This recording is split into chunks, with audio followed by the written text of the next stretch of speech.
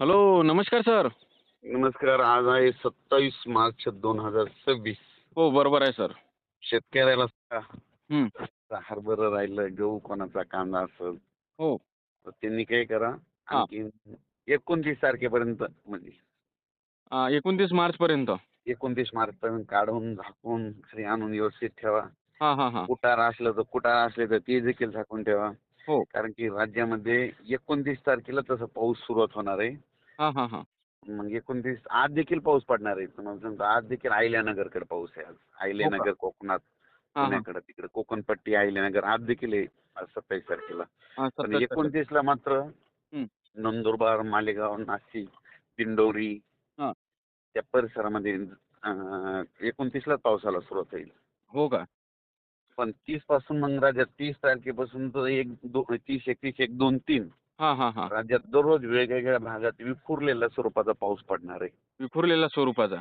हे म्हणजे अवकाळी पाऊस सर्वदूर पडत नसते. फक्त काही भाग धरतंय, काहीला सोडून देतंय, कुठं नुसतं वारंच येतंय. हो, हो, हो. हं. समजा काही भागात पडेल, काही भाग सोडून सुद्धा देणार. हो, देणारच. हो, हो. बरोबर आहे सर. हं. बरं सर, हे जे पाऊस आहे समजा 29, 30, 31 मार्च आणि 1-2 एप्रिलपर्यंत राहणार का मग?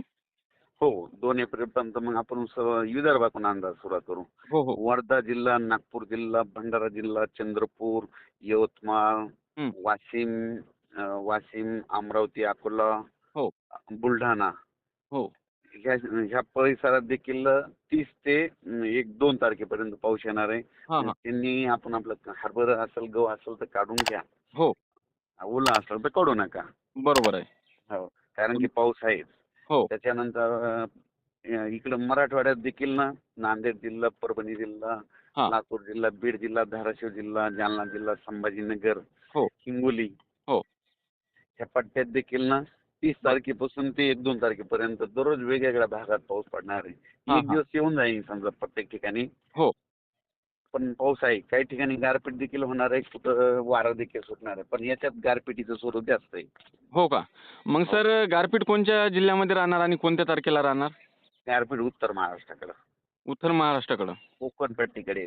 हां, हां, हां. कोकण पट्टीकडे कोल्हापूर, सांगली, कोल्हापूर आपलं हे सातारा, हां.